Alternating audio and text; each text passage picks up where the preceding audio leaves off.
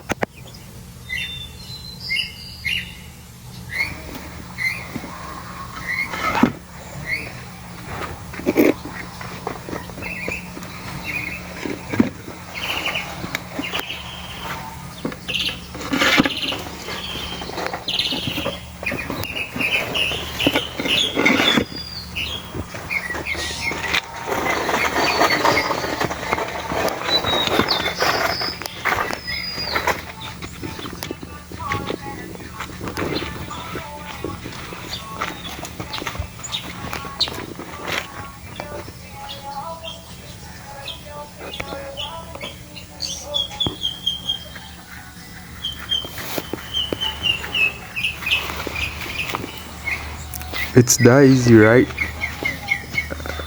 Kindly like, share and subscribe to this channel for more interesting videos. You can also share this video with family and friends to also benefit from this content. We love you. Keep your comments coming. Try this at your various homes and workplaces and give us the feedback. Bye.